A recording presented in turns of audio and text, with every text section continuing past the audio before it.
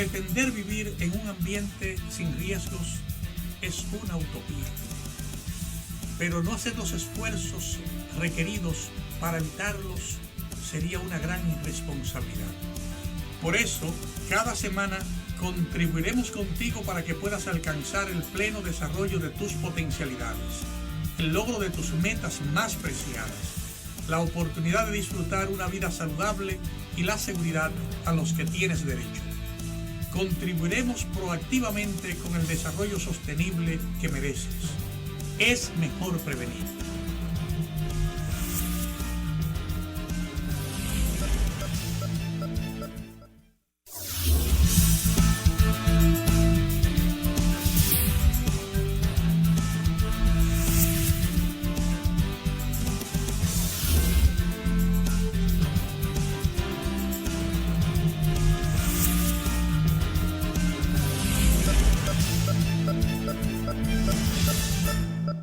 Saludos amigos, bienvenidos a esta entrega de la Utopía Riesgo Cero que nos reúne hoy como cada semana para conversar de los temas de mayor trascendencia a lo que está ocurriendo en el país, que de una u otra manera puede afectar nuestro desarrollo, nuestra seguridad. Esta semana, con una atmósfera convulsa, con amenazas de movimientos en todo el entorno de la isla, sobre todo en el Caribe, hemos decidido dedicar la entrega para un conversatorio con una autoridad en el tema de los pronósticos del país. El meteorólogo y amigo ingeniero Francisco Holguín estará conversando con nosotros hoy sobre las cosas que hacemos y que no hacemos, pero que debemos hacer cuando llega esta temporada ciclónica, cuando tenemos los pronósticos.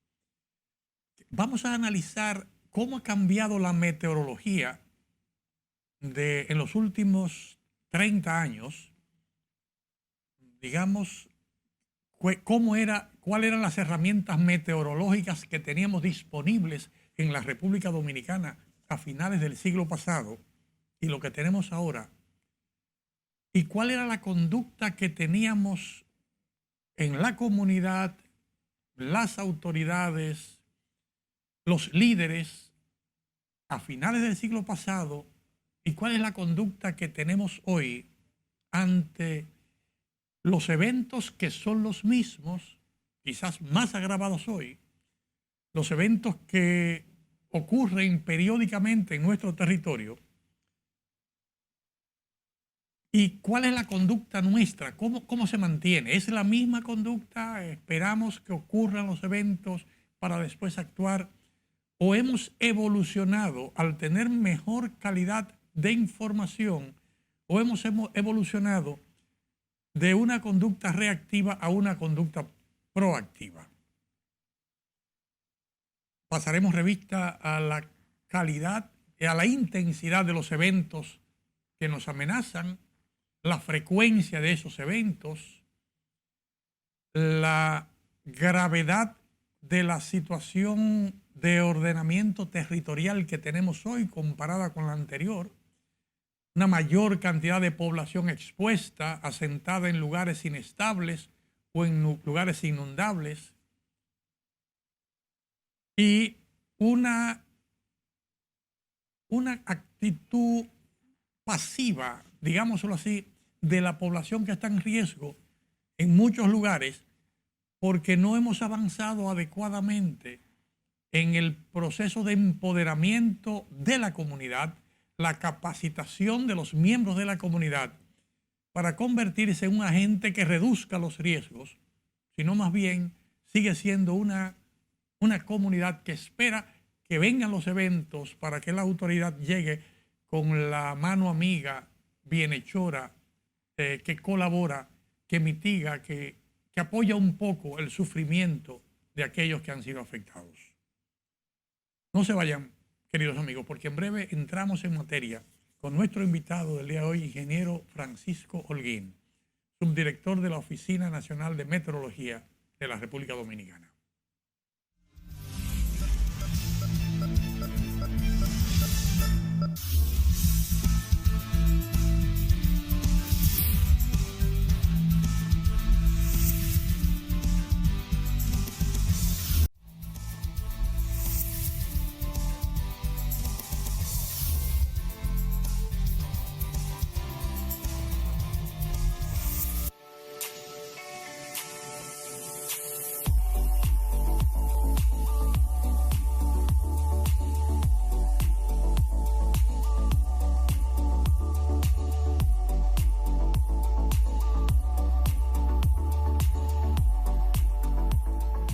Saludos amigos, de nuevo con ustedes en la Utopía Riesgo Cero de esta semana. Como anunciado en nuestra introducción, aprovechamos para dar la bienvenida a nuestro caro amigo ingeniero Francisco Holguín, subdirector de la Oficina Nacional de Meteorología y un destacado comunicador también en temas hidrometeorológicos en el país, que nos acompaña. Bienvenido Francisco, un placer tenerte en la Utopía. Arquitecto, muchas gracias por la oportunidad de compartir con usted aquí y con todo este público. Yo también soy un fiel seguidor de Utopía Riesgo Cero. Un placer tenerte. La experiencia con Francisco, siendo miembro, compartiendo un espacio común en la Comisión Nacional de Emergencia por muchos años, nos hacía reflexionar muchas veces de cómo ha evolucionado, digamos, la ciencia de la meteorología. Este es un pronóstico en el siglo pasado, a finales del siglo pasado, que tenía limitaciones, por lo menos a nivel de nuestro país, que dependía mucho de algunas informaciones que llegaban ya procesadas fuera, a la capacidad que tenemos ahora de recibir información, data, al mismo tiempo que otros países más avanzados y de poder procesar esa información. Quisiéramos que pudiéramos compartir con la población, Francisco, cómo ha evolucionado, a qué nivel estamos con el tema de las predicciones meteorológicas en el país y para qué nos sirven esas predicciones. ¿Son predicciones solamente destinadas a los eventos o a las instancias científicas del país, a las autoridades máximas del país? ¿O es una información que también es útil y debe ser útil para la población, el ciudadano común, que muchas veces vive a orillas de un río o que vive en una zona que se puede inundar porque no se limpia la alcantarilla a tiempo? ¿O para el alcalde de una ciudad que tiene una responsabilidad como parte del Sistema Nacional de Gestión de Riesgos? Quisiéramos que en este primer segmento veamos ese escenario, que tú podamos oír, tú eres una autoridad compartiendo información, pero que veamos ahora, digamos, una parte, digamos, pedagógica, esa información que compartes cada día, varias veces al día. ¿Cómo sale? ¿Para qué sirve? ¿Para qué debe servir? ¿Y a quiénes debe servir?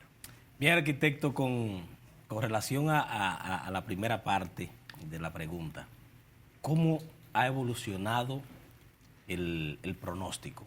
Yo entiendo que la ciencia meteorológica ha evolucionado.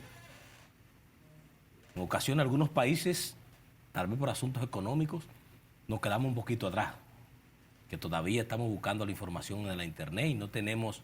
Pero parte de lo que ha hecho Naciones Unidas, la Organización Meteorológica Mundial, es que ha podido abrir estos países que generan modelos, que generan herramientas, las ponen a disposición de todos. Producto de lo que estamos viviendo hoy día, de que cada día somos más vulnerables a los eventos hidrometeorológicos, a largas sequías, pero por otro lado tenemos también la vulnerabilidad como país que somos a los sismos. Pero en el caso de la parte que tiene que ver con los asuntos meteorológicos, yo entiendo que nosotros hemos avanzado. Hemos avanzado porque el pronóstico tiene una parte fundamental, arquitecto, y es el conocimiento de quien lo realiza. Y en esa parte, aquí en República Dominicana, la Oficina Nacional de Meteorología, que es la entidad oficial, ha ido preparando muy bien a sus técnicos.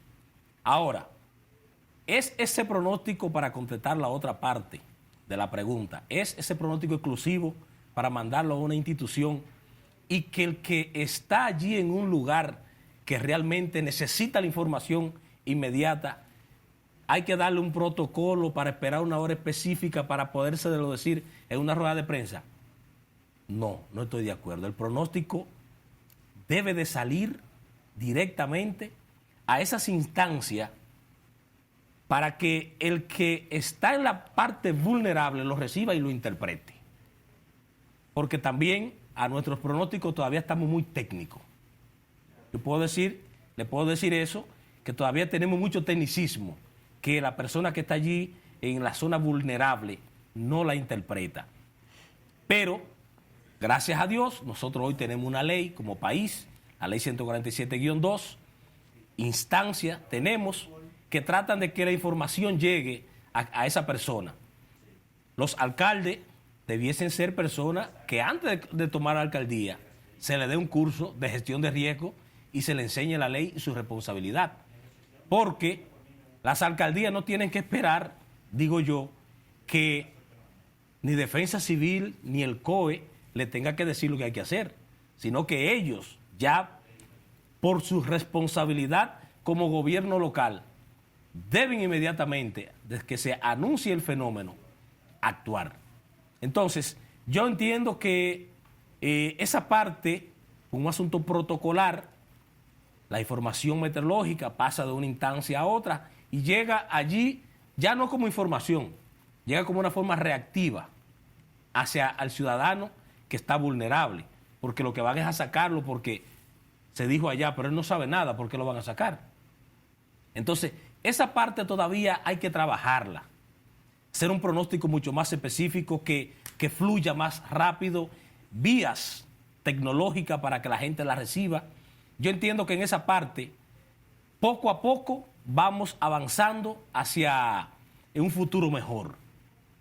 Pero el pronóstico del tiempo, hacerlo menos técnico y, en la medida de lo posible, tratar de que la información, de que el protocolo no sea tan largo para que llegue a esa parte, a la zona vulnerable.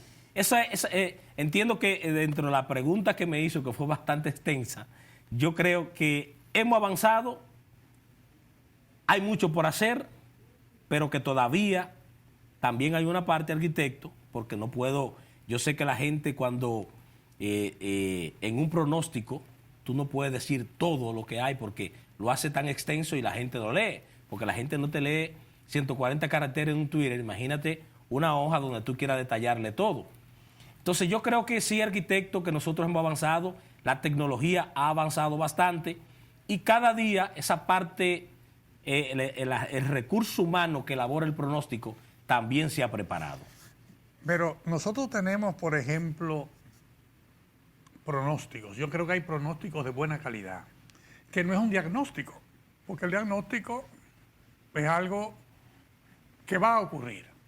El pronóstico es algo que hay probabilidades de que ocurra. Tú tienes una serie de indicadores, una serie de modelos que te abren un abanico de posibilidades.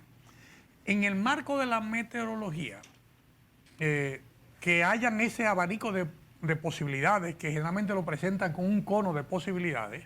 Eso es cuando hay un fenómeno, un huracán. Sí. Ahí, que se da un cono de incertidumbre, se le llama. Y cuando no es el huracán, que te da ese cono de incertidumbre, te lo dan, hay elementos atmosféricos que te plantean posibilidades. Los modelos. Los modelos que Los modelos. Ahora, esos modelos, si te avisan, veamos el escenario de esta semana, probabilidades de lluvia, de niveles de lluvia, pueden ocurrir o pueden no ocurrir. Hay variables que pueden incidir. ¿Dónde está la inquietud desde la utopía?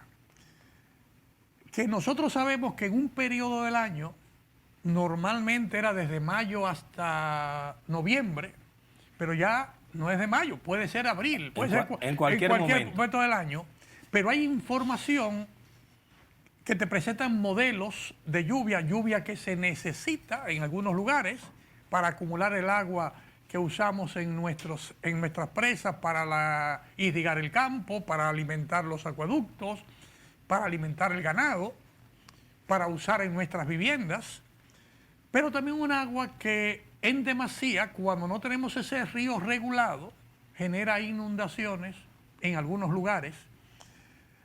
Entonces, ¿qué pasa? Que la autoridad local, que tú mismo mencionabas, que tiene la responsabilidad de ser un ente activo. Sí, no reactivo. Activo del Sistema Nacional de Gestión de Riesgos, porque el presidente del Comité Municipal de Prevención, Mitigación y Respuesta de cada municipio es el alcalde. Y las mismas instancias que están con el presidente de la República en el Consejo Nacional de Prevención, Mitigación y Respuesta, que están en la Comisión Nacional de Emergencia, están también esas mismas instancias en el Comité Municipal, con los representantes correspondientes. Ese comité generalmente está esperando, como muchos otros actores, a que pase el problema para ellos salir a ayudar, para ellos salir a recorrer, no sabiendo que las causas que generan o que pueden generar el desastre están ahí. O sea, o estamos viviendo en una zona muy vulnerable. Vivir por debajo de la cota número 5 a orilla del río Osama es vulnerable porque ya se está establecido que todo lo que está por debajo de la cota 5 se puede inundar, si hay cualquier perturbación atmosférica. Hay barrios que tú sabes que desde que truena se inunda, solamente con la tronada ya está inundándose. Sí, porque ya lo que vivimos es, ya la tierra no tiene forma de absorción, y además de eso, mucha basura que tapa los invernales, etcétera. O sea que hay elementos que nos pueden mantener a todos activos permanentemente. Yo pasé una revisión, tan pronto conversamos de hacer la entrega, y escúchame, arquitecto, esos elementos que le indican a usted, porque usted ha dicho algo muy, y esto es importante, cuando lo vean los tomadores de decisiones, algo que usted acaba de decir. Tenemos que esperar que pase el problema para salir después, o sea, de forma reactiva. Entonces ahí hay una partecita que yo quiero agregarle, arquitecto, y es la preparación. O sea, nosotros como país que tenemos ¿cuántos años tenemos nosotros lidiando ciclones? Tenemos una ley que tiene 20 años que nos da mandatos. Pasó lo que fue el marco, el protocolo de Kioto. Vino Sendai con cosas específicas y nosotros seguimos todavía siendo reactivos. Arquitecto. Para conversar de eso y ver cómo avanzamos y tratar de ver qué está pasando, vamos a ir a una breve pausa y quisiera que nos presentara unos mapas de gestión de riesgo elaborados hace casi 15 años y que se distribuyeron a la Comisión Nacional de Emergencia. Más de 3.000 mapas de reducción de vulnerabilidad en todo el país. No se vayan, queridos amigos, para que analicemos por qué no damos ese salto. ¿Por qué no avanzamos? De lo reactivo a lo proactivo. No se vayan, amigos, que en breve seguimos con ustedes, conversando con el ingeniero Francisco Holguín. Vamos a ser más.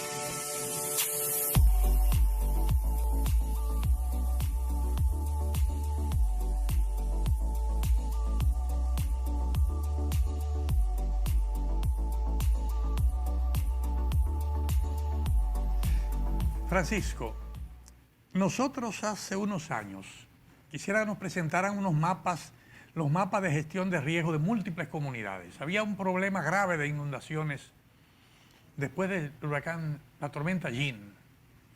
Jean afectó por el este del país. Por el este del país, pero que causó grandes estragos porque fue sobre la misma ruta de George. Sí. Pero ya habían comunidades preparadas con Jean. partiendo de la experiencia de George, hubo un entrenamiento de comunidades en toda esa cuenca y ya no se perdieron escuelas, no hubieron tantas víctimas fatales, aunque hubieron afectaciones. Las afectaciones fundamentalmente estaban dadas por la reactividad de la gente y de las autoridades, de la competencia de autoridades. Entonces impulsamos un programa, recuerdo en ese momento como director de la Cruz Roja Dominicana y miembro del Sistema Nacional de Gestión de Riesgos, ya estaba en implementación la nueva ley de gestión de riesgos en el país, de preparar las comunidades más vulnerables del país. Las inundaciones en Jaquimelle, las inundaciones en Canoa, las inundaciones en el Bajo Yuna, eran tradicionales. Lo siguen siendo hoy. Pero veamos cómo se paró en un momento determinado, se redujo, porque había capacidad en esos lugares. Yo quisiera que nos presentaran los mapas para que vayamos viendo cómo la preparación en la comunidad, en la misma comunidad que estamos hablando, cómo esa comunidad con capacidades, con camillas, con sistemas para hacer rutas de evacuación, con albergues instalados, con sistemas para dar agua potable a la gente, se logró generar unas capacidades locales que minimizaron riesgos. Y recuerdo que no es un tema, lo coordinó la Cruz Roja Dominicana, pero no era un tema de la Cruz Roja Dominicana, era un tema de la comunidad. Sí. Eran técnicos que iban a trabajar, si era de la defensa civil, si era bombero, si era policía, si era militar, si era maestro, si era plomero, todo el mundo en la comunidad contribuía, pero la experiencia de las personas de la comunidad era importante. Nos pasaban la información que había. El abuelo decía, óyeme, cuando el agua pasa por esa peña, eso en media hora estamos inundados, ya sabemos nosotros. Tenían la experiencia vivida. Digamos que esos son los indicadores. Entonces, ese proceso en un momento se retrasó o se perdió. No sé qué llevó, pero era una participación directamente con la comunidad, haciendo el levantamiento, discutiendo el tema, oyendo a veces a la persona que no veía, pero tenía memoria, recordaba cosas, y eso se vaciaba en una información importante para construir miles de mapas de riesgos con rutas de evacuación en las zonas más vulnerables del país. Recuerdo un momento que te tocó a ti también vivirlo, donde ustedes dieron unos pronósticos con respecto a la presa de Taveras. Una presa que es una presa pequeña, pero que se alimenta con una mega presa, que es la presa de Bao, que es de vertido libre, que cuando llega a un punto, hay que necesariamente abrir las compuertas gradualmente, y no se hizo. Se dio una información, el pronóstico se dio, todavía. Pero las autoridades no actuaron. No actuaron a tiempo. En función de ese pronóstico. Y resulta que cuando ya la cosa era inaguantable al medio de la noche, es que se abren entonces las 6 compuertas. De forma abrupta. Y eso provocó inundaciones que en la zona de Bellavista, en Santiago, el agua subió a apartamentos al 4º nivel. Y es una inundación que hubo que evacuar de emergencia el recinto carcelario de Rafey. Sí. Y que yo vi vehículos colocados en el balcón de apartamentos a un 3er y 4º nivel. Entonces, esa experiencia que hemos vivido. Recuerdo que el director del INDRI de la época me llamó directamente a meteorología. Yo era el pronosticador. Me dijo, ¿hasta cuándo que van a seguir estas lluvias? Pero que la situación es que se prevé, óyeme, que tú tienes que saber, o sea, cuando está cayendo lluvia en la montaña, la presa de Bao ya está vertiendo libre, y eso Bao te llena a Tavera en horas, porque no hay forma, todo el agua de Bao termina en Tavera. Lo que pasa es, Gustavo, que si los protocolos se siguen, no hay razón, como yo digo, que un fenómeno hidrometeorológico muera una persona. Ejemplo, en este caso de las presas, y ese precisamente eso que usted trae, que fue producto de unos sistemas frontales, si no me falla la memoria. Y no se hizo lo que había que hacer. No quiero entrar en detalles de la situación que vive aquí el INDRI, que le cae todo encima con las presas, pero sabemos que no es el INDRI. O sea, hay una situación ahí que ellos deben resolver, porque va a pasar una desgracia más. Aquella vez, hoy se actúa, los técnicos siguen ahí y son muy buenos técnicos, pero si nosotros no usamos el protocolo que hay que usar al momento, por ejemplo, cuando va a llegar la temporada ciclónica, el protocolo te dice que al mes de julio, si tú tienes un nivel de cota por encima de X número, tú tienes que bajar. Pues si te llega un ciclón, si te llega una tormenta y tú no tienes que hacer eso que hiciste. O sea, ahí está la parte del pronóstico y la planificación. Pero hay un comité de presa.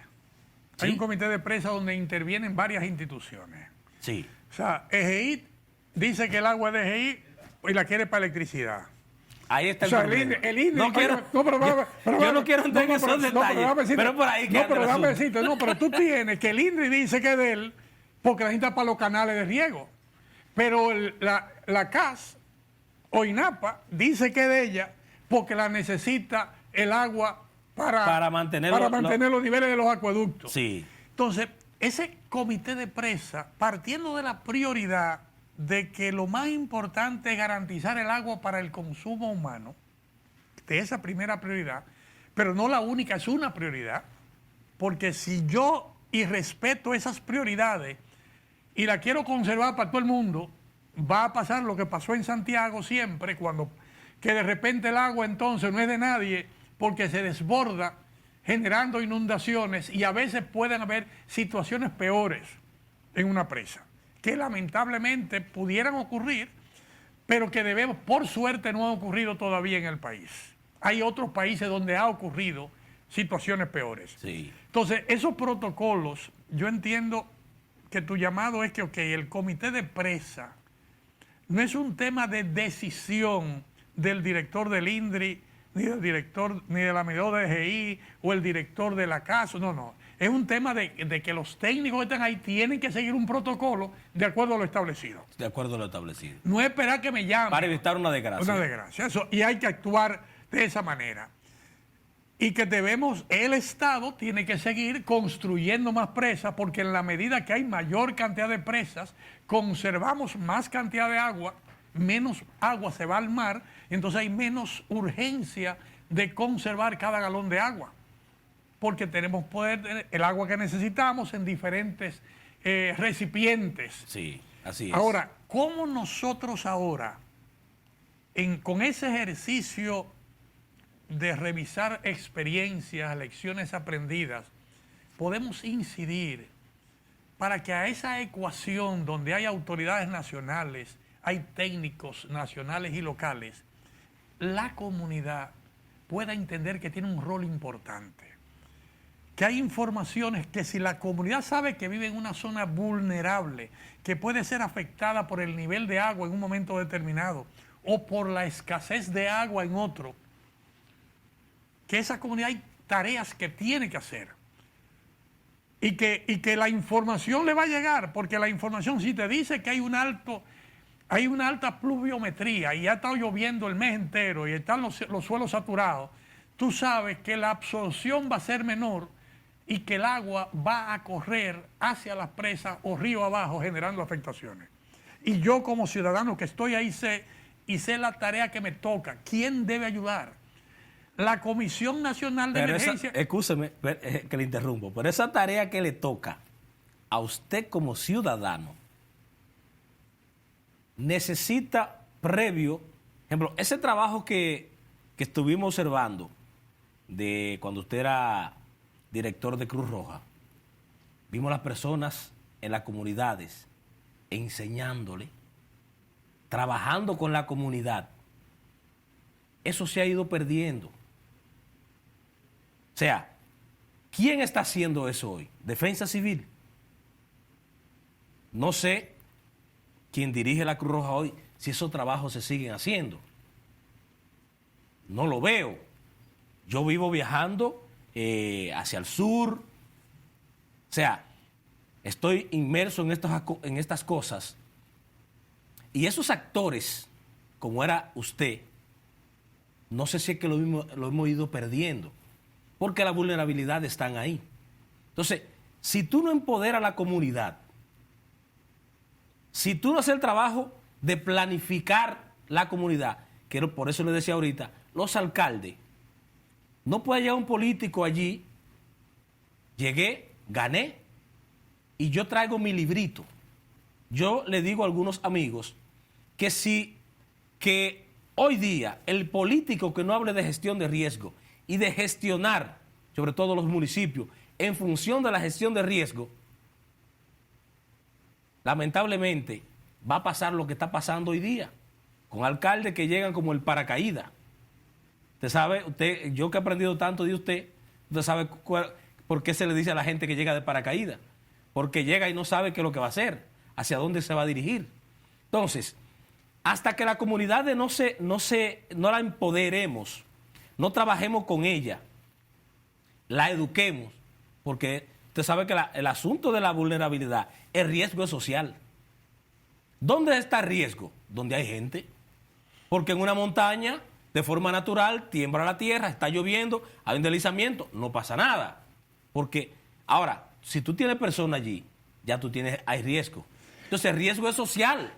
Para hablar de ese empoderamiento donde la vulnerabilidad existe, para reducir ese riesgo que afecta a la gente, vamos a una breve pausa y entramos precisamente en ese tema, Francisco. ¿Cómo podemos contribuir nosotros desde este medio de comunicación con la reducción del riesgo de manera efectiva en las comunidades, empoderando a las comunidades, que implica empoderar a la gente, empoderar a los tomadores de decisiones y poner las herramientas en manos de las autoridades para que podamos avanzar de manera correcta? Muy bien. No se vayan, queridos amigos, porque en breve seguimos con este interesante conversatorio con el ingeniero Francisco Holguín acerca de reducir riesgos utilizando las herramientas científicas que tenemos a mano. Así es.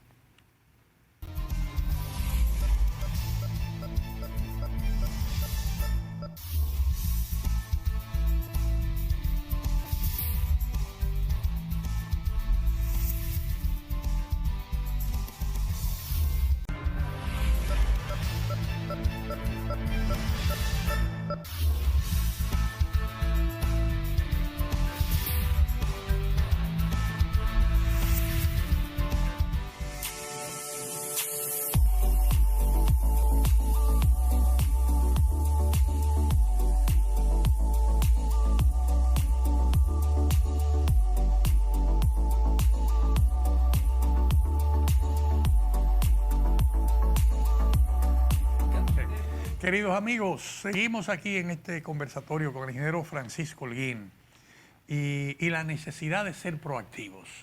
Conversábamos fuera de cámara de que ese proceso de proactividad nace de una simple reflexión, o sea, no podemos estar en todos los tiempos al mismo lugar. La reflexión que hacíamos cuando se inició ese trabajo comunitario en la Cruz Roja era que no tenía capacidad, la Cruz Roja Dominicana no tenía capacidad para llegar a todos los lugares que demandaban de la asistencia. Entonces, una simple medida que era enviar técnicos a cada uno de esos lugares, los más vulnerables, para ver qué era lo que mandaba la gente a los hospitales. O sea, ¿por qué la gente iba a los hospitales? ¿Qué generaba la afectación? Y de repente hicimos un levantamiento de información de los principales problemas que generaban afectación. Se hizo un diagnóstico de campo. Se hizo diagnóstico y en función de ese diagnóstico vimos que podíamos fortalecer capacidades locales para reducir esa vulnerabilidad. Que la gente tomara conciencia de la vulnerabilidad y en función de esa capacidad local. Entonces ya los comités, la gente entrenada en primeros auxilios, era gente que estaba ahí. Era o el voluntario de defensa civil. No había que esperar que viniera de otro lado. No había que llamar. Ya el proceso de evacuación Lo hacían ellos mismos. Ellos mismos salvaban a la gente. Si había un herido, lo curaban ellos. Entonces, para movilizar ese herido a un hospital, pero estaba estabilizado ese herido. O si había un problema de agua contaminada, por ejemplo, en el caso de ahora que hay un tema de cólera, Sí. que está apareciendo En el sur. en el sur. Yo recuerdo que cuando eso llegó al país, yo no tenía idea, salvo de haber leído 100 años, o sea, el tema de cólera de García Márquez. de Gabriel García Márquez. Yo mandé a buscar 2 gente que tienen experiencia en mi oficina. Explíqueme qué es. Y luego de media hora explicándome la experiencia que habían tenido tanto en Sudamérica como en África y cómo lo habían resuelto, yo partí de 2 conclusiones. Primero, si hay amenaza de cólera, tenemos que actuar como si fuera cólera.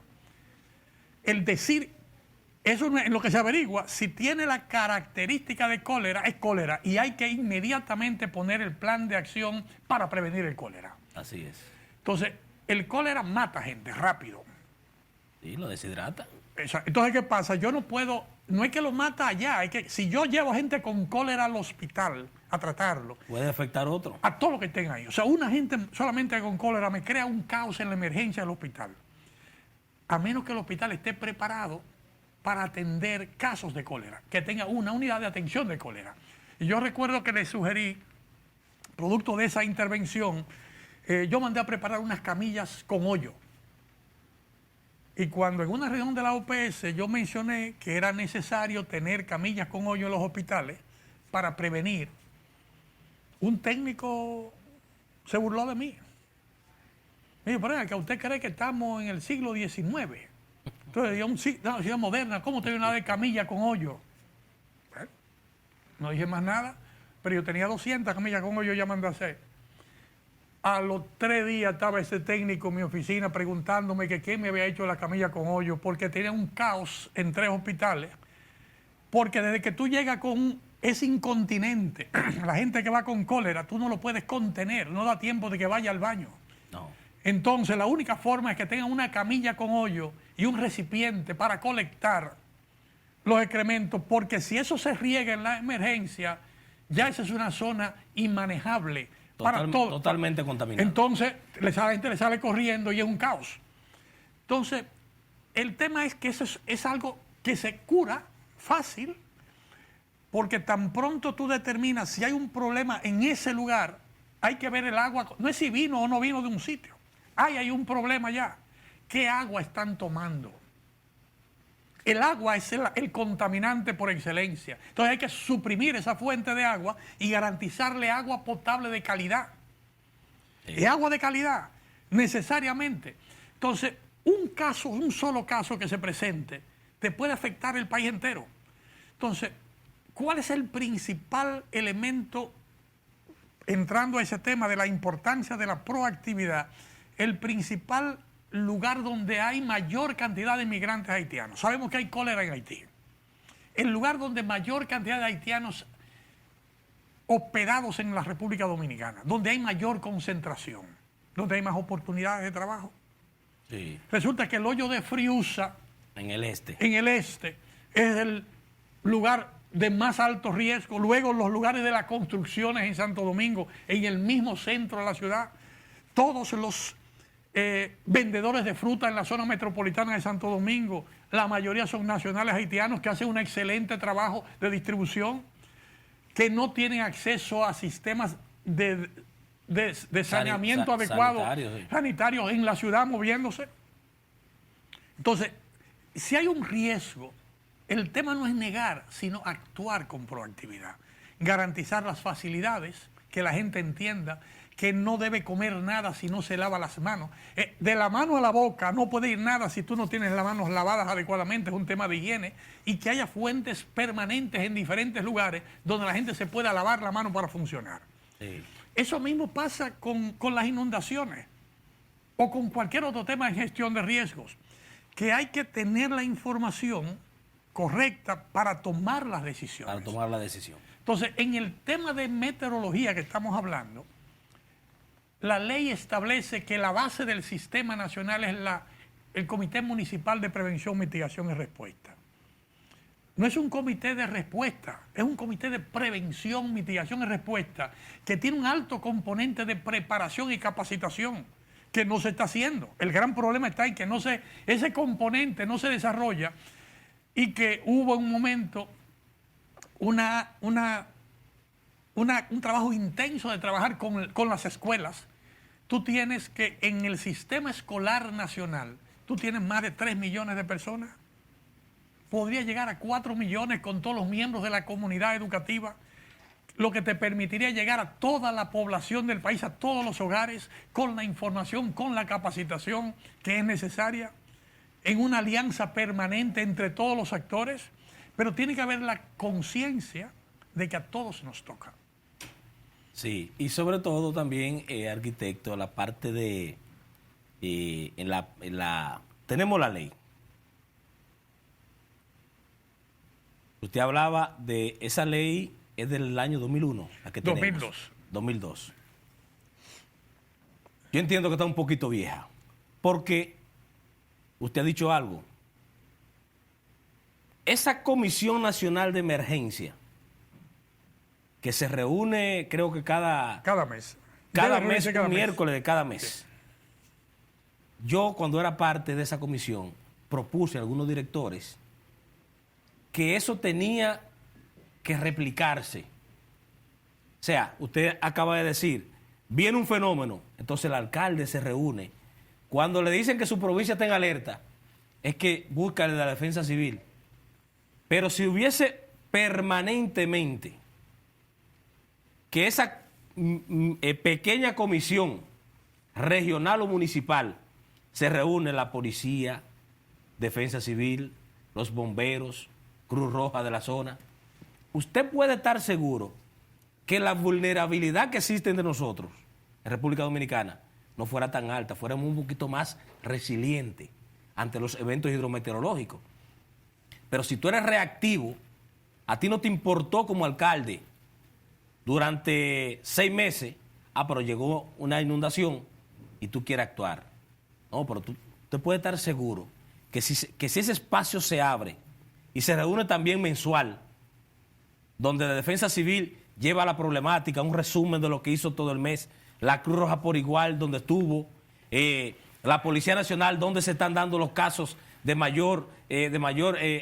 más problemáticos, lleva a la Junta de Vecinos, que hay un representante de la Junta de Vecinos. Si el alcalde y el gobernador de la provincia se reúnen en comisión nacional o en este caso municipal de emergencia, usted puede estar seguro que nosotros fuéramos un referente en la región y tuviésemos nuestra vulnerabilidad fuera bajando mientras sube la resiliencia, pero nosotros estamos actuando de forma reactiva. Pregunte en Barahona, ¿cuándo se reúnen ellos? No. Cuando meteorología dice, viene el ciclón, entonces, ¿va a afectar a Barahona? Ahí andan ellos vueltos locos llamando, porque no se conocen entre ellos. Entonces, ahí hay un problema, arquitecto. Vamos a revisar la situación precisamente en el segmento que viene. No se vayan, queridos amigos, que veremos cómo vamos a resolver ese problema, porque es un problema de fácil solución. En breve con ustedes, queridos amigos, continuamos con este conversatorio con el ingeniero Francisco Holguín en la Utopía Riesgo Cero.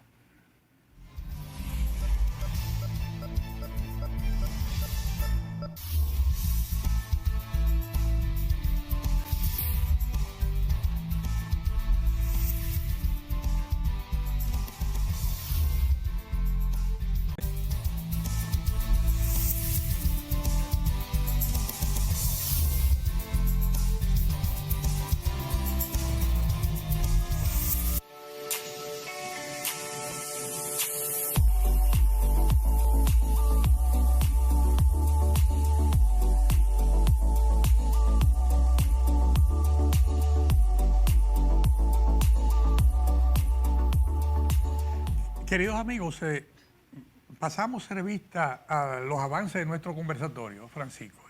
Y aparte de la sugerencia de que tenemos que hacer a lo mejor alguna otra entrega del programa para completar las recomendaciones, yo quisiera que comenzáramos por abajo, la alcaldía, el nivel municipal. que es el nivel base que da la ley.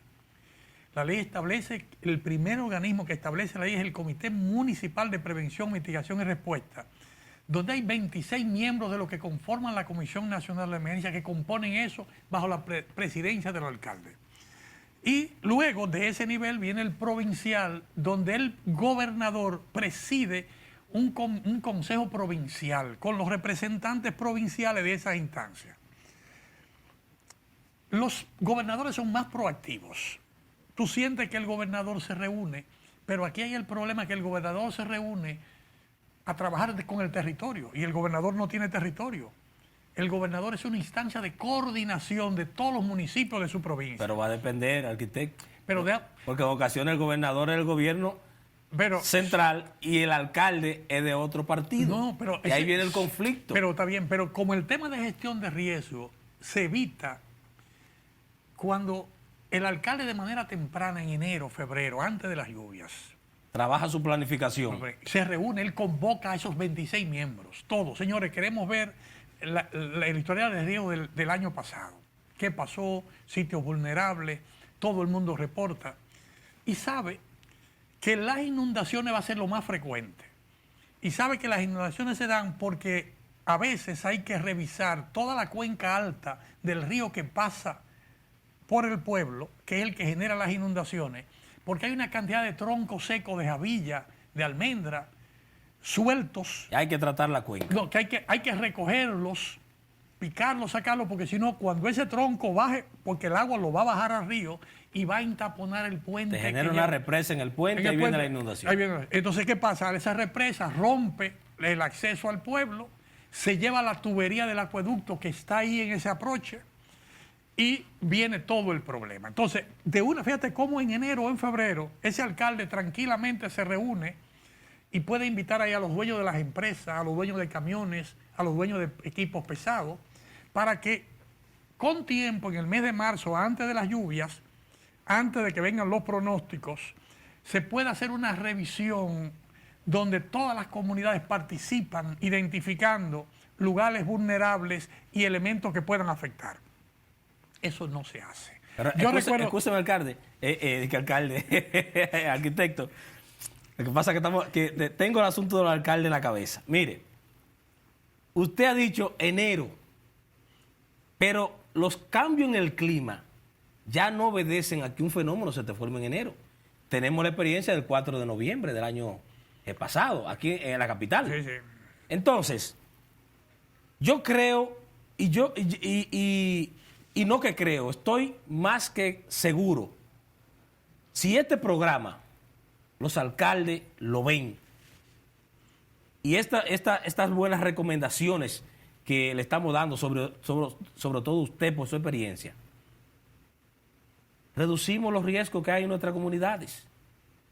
Porque si esas 26 instancias se reúnen, incluso, no solamente, arquitecto, sería reducir el riesgo a desastres por asuntos de eventos naturales. De todo. La delincuencia, incluso un buen programa de reforestación debe ser el alcalde de esa zona. Pero que él tiene el de medio ambiente ahí. El de medio ambiente. Él tiene el de por la policía ahí. Todo lo que tiene también la gente de agricultura. O sea, el alcalde tiene además de eso, todos los clústeres que hayan ahí, lo puede tener trabajando para ese programa, los empresarios, los sindicalistas.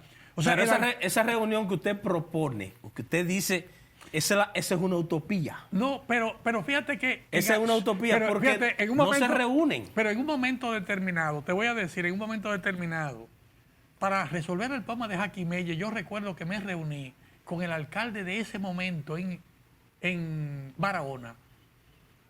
Que él está en un sitio, yo me fui al parque y nos sentamos en un piso. Y yo le dije, pero dígame cuál es su principal problema, alcalde.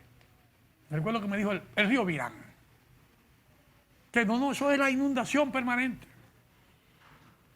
Yo le voy a resolver ese problema. Nos fuimos y el río Virán, que era un generador de inundaciones, se lo convertí en un balneario, recogía el agua, una poza, y es un balneario que se convirtió en un sitio ecológico único en Barahona. Y él entendió que reunido con tiempo, y de ahí logramos armar, él asumiera el rol de presidir el comité municipal de PMR y convocamos a la gente de Jaquimelle y se fue iniciando ese proceso con tiempo. Cuando yo digo enero, es con tiempo, a comienzo de año. Puede ser cualquier momento, porque el alcalde, si convoca hoy un alcalde, nadie se niega a ir a una reunión con el alcalde. El alcalde es una reunión del pueblo, todo el mundo va. Es la máxima autoridad. Los empresarios, los agricultores, los sindicalistas, todo el mundo quiere hablar algo con el alcalde. Entonces el jefe de la policía va. Ahora, ¿qué pasa? En ese pueblo, en esa reunión, hablando de gestión de riesgo y de reducción de vulnerabilidad, todo el mundo colabora. Ahora, si él lo quiere reunir cuando hay un problema, hay que de pagar. forma reactiva. Hay que pagar, no. hay que pagar. Es más difícil. Entonces, yo creo que hay una gran oportunidad que podemos lograrlo. Yo creo que hay que seguir con ese ejercicio. La Liga Municipal Dominicana tiene una gran responsabilidad. Sí. Va a hacerlo. Yo quisiera que, estamos terminando esta entrega, yo quisiera que tú hicieras una recomendación final a todos los televidentes y vamos a hacer otras entregas revisando cómo vamos a lograr pasarla de reactivo a proactivo el sistema nacional. Cómo podemos colaborar desde la utopía con nuestros medios de comunicación, con nuestras experiencias para avanzar. Mire, finalmente de mi parte, arquitecto, es la planificación del municipio. El alcalde debe planificar su municipio. ¿Qué tiene el municipio? He dicho a algunos alcaldes que están aspirando ahora mismo, que tienen posibilidad de llegar, que si usted, y le he puesto el ejemplo de cuando usted va a un restaurante, si usted no sabe cuánto tiene en el bolsillo, usted no pide de forma a ciega. Entonces, para usted planificar su municipio, tiene que saber lo que hay, su vulnerabilidad, tiene que saberlo. Entonces, en función de eso, ya viene lo que es todo lo que tiene que ver con la Junta de Vecinos, la organización, preparar el municipio para que esa vulnerabilidad que existen puedan ser, aumentarla y disminuir aumentar la resiliencia y disminuir la vulnerabilidad. Fortalecer la capacidad local es la clave. Y usted no entiende todo lo que nos ha dicho. Si resolvemos el problema en el municipio, se resolvió el problema en el país. Porque lo único real que hay es el territorio, y el territorio de la República Dominicana es la suma de todos sus municipios. Así es. Si pues, todos los municipios están resueltos, se resolvió el problema de la vulnerabilidad en el país. Hasta la próxima entrega, queridos amigos, donde volveremos a contar con más aportes de este tipo para que podamos construir juntos ese desarrollo sostenible que todos deseamos y que tanto merecemos.